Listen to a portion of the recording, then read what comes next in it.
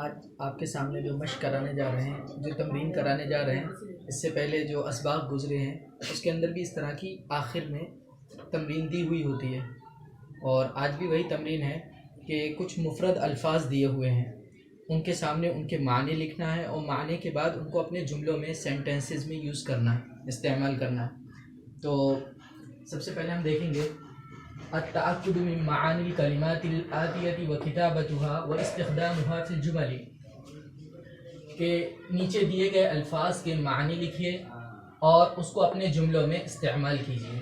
یہ سیدھا سیدھا اس کا ترجمہ ہے۔ سب سے دیکھیے، پہلے الفاظ لکھ دیے گئے ہیں، الکلمہ یعنی مفرد الفاظ، یہ سارے کے سارے الفاظ دیے ہوئے ہیں۔ اس کے بعد معناہا، اس کے معنی آگے لکھے ہوئے ہیں۔ استخدامہا، ان کا یوز یعنی ان کا استعمال لکھا ہوا ہے۔ دیکھیے، سب سے پہلے ایک لفظ ہے مجدن۔ مجدن کے معنی آتے ہیں محنتی اور سنجیدہ کے۔ اس کا ہم نے جملہ بنا کر یہ تیار کیا ہے، علی طالب مجدن، کہ علی محنتی طالب علم ہے، یا علی سنجیدہ طالب علم ہے۔ معرفتن، معرفتن کے معنی واقفیت کے آتے ہیں، واقفیت، جانکاری۔ علی یسعی الی العلم والمعرفت، کہ علی علم اور واقفیت کی کوشش میں لگا ہوا ہے۔ اس کے بعد تیسرا مفرد الفاظ دیا ہوا حی، اس کے بعد چھوٹا سا جیم بنا ہوا ہے، اور پھر احیا لکھا ہوا ہے۔ جیم کے معنی جمع کے ہیں، جسے انگلش میں پلورل کہتے ہیں۔ حی سنگولر ہے اور اس کا جمع احیا ہے یعنی پلورل ہے۔ اس کے معنی آتے ہیں محلہ، اور اس کا جملہ جو بنایا گیا ہے، انا اسکن فی ھذا الحی، کہ میں اس محلے کے اندر رہتا ہوں۔ ینشغل بی، یہ با کے صلے کے طور پر استعمال ہوتا ہے۔ ینشغل کے معنی ویسے مشغول ہونے کے آتے ہیں، مگر بعد میں جو صلہ آتا ہے اس کے اعتبار سے معنی چینج بھی ہو جاتے ہیں۔ مگر یہاں پر جو ابھی مشق میں آپ کے اس سبق میں دیا ہوا ہے وہ با کا صلہ دیا ہوا ہے۔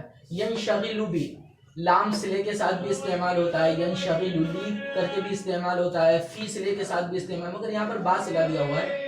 تو جب با صلے کے ساتھ میں ینشغل آتا ہے تو اس کے معنی ہوتے ہیں منہمک ہوتا ہے۔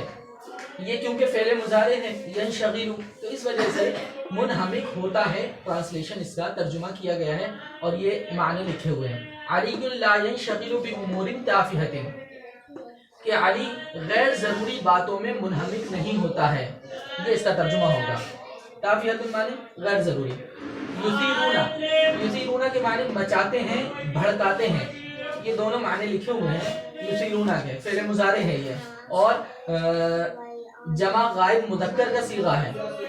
ہؤلاء الطلاب یثیرون الضجۃ فی الفصل، یہ طلبہ، یہ طالب علم درجے میں شور نہیں مچاتے ہیں، یہ شور نہیں مچاتے ہیں، مچاتے ہی بہتر رہے گا، بھڑکاتے ترجمہ بہتر نہیں رہے گا۔ یلعبون، یلعبون کے معنی کھیلتے ہیں، کھیلیں گے۔ یہاں پر اس لیے یہ لکھ دیا گیا، حالانکہ اس کا بھی یثیرون کے معنی مچاتے ہیں، مچائیں گے، بھڑکاتے ہیں، بھڑکائیں گے، کیونکہ مضارع کے اندر حال اور استقبال دونوں معنی پائے جاتے ہیں، یعنی پریزنٹ اینڈ فیوچر دونوں پائے جاتے ہیں۔ تو یہاں یلعبون یہ بھی جمع مذکر غائب کا صیغہ ہے، اس کے معنی کھیلتے ہیں یا کھیلیں گے۔ اس کا جو سینٹنس اور جو جملہ بنایا وہ یہ ہے، انہم سیلعبون مبارۃ کرۃ القدم، کہ وہ عنقریب کھیلیں گے فٹ بال کا میچ۔ کرۃ القدم کہتے ہیں پیر سے کھیلنے والی بال، مطلب فٹ بال۔ مبارۃ معنی میچ۔ ضجۃ کے معنی شور و ہنگامے کے آتے ہیں، آگے لکھا بھی ہے شور ہنگامہ۔ اس کا جو جملہ بنے گا وہ یہ، انا اکرہ ضجۃ، کہ میں شور و ہنگامے کو ناپسند کرتا ہوں، یا دوسرے الفاظ میں کہہ سکتا ہوں کہ مجھے شور ہنگامہ پسند نہیں ہے۔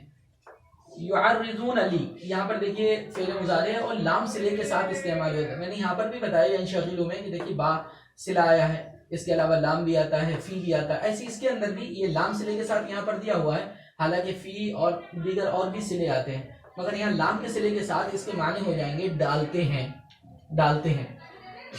اس کا جو جملہ بنا کر تیار کیا ہے وہ یہ ہے، ہؤلاء الطلاب یعرضون انفسهم للہلاک، کہ یہ طلبہ اپنے آپ کو خود تباہی اور بربادی میں ڈالتے ہیں۔ یہ جملہ ہم اس وقت بولتے ہیں جب طلبہ یا اسٹوڈنٹس غیر فطری کاموں میں مبتلا ہوں، یا خود اپنا ہی نقصان، یعنی پڑھائی میں انٹرسٹ نہ ہو رہا ہو اور جو ہے دل نہ لگا رہا، تو کہتے ہیں کہ تم اپنا خود ہی نقصان کر رہے ہو، تم خود ہی تباہی ڈھانے پر پہنچ رہے ہو۔ دوسرا ایک اور مفرد الفاظ دیا حوادث، اس کا واحد آتا ہے یعنی سنگولر آتا ہے حادثہ، اور اس کا پلورل حوادث ہے۔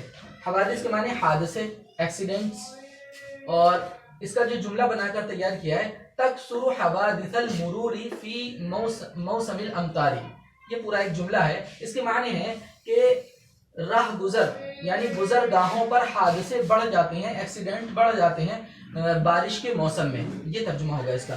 یطرحون ڈال دیتے ہیں، انہم یطرحون کتبہم ودفاترہم جانبا یلعب فی الطریق، یعنی یہ طلبہ اپنی کتابوں کو اور رجسٹروں کو، کاپیوں کو، نوٹ بک پبلک کر کے دیا ہے، دونوں کہہ سکتے ہیں، بس وہ اردو اور انگلش کا فرق ہے. انا اکتب کل شیء فی دفتری، کہ میں لکھتا ہوں اپنے کاپی کے اندر ہر چیز، ساری چیزیں کاپی کے اندر لکھتا ہوں. بورڈ پر میں نے اتنا ہی آپ طلبہ کو سمجھایا ہے، مگر کچھ الفاظ مفردات اور زیادہ دیے ہوئے ہیں جو یہاں پر جگہ کی قلت کے باعث میں نے یہاں پر شو نہیں کیا، مگر ویسی زبانی طور پر مختصر انداز میں بتا دیتا ہوں کہ دفترن کے بعد ایک لفظ دیا ہوا ہے یتحلی. یتحلی کے معنی آتے ہیں مزین و متصف کرنا یا متصف ہونا. اس کا جو جملہ بنے گا علی یتحلی بصفات حمیدۃ، کہ علی بہترین صفات سے، بہترین عادت اور اخلاق سے آراستہ ہے، مزین ہے. یقظون اس کے معنی آتے ہیں گزارتے ہیں.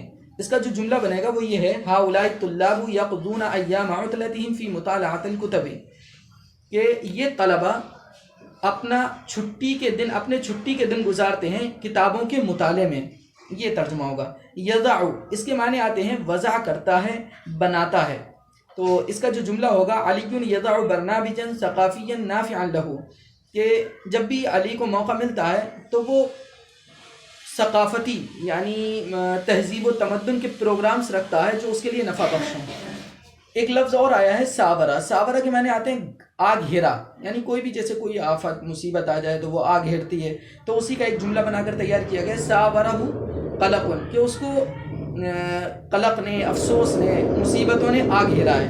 ایک لفظ اور آگے لکھا ہوا ہے اصابہ. اصابہ کے معنی لگ گئی، لگ گیا، ہو گیا. یہ ماضی کا صیغہ یہاں پر استعمال ہوا ہے، یعنی پاسٹ ٹینس کا.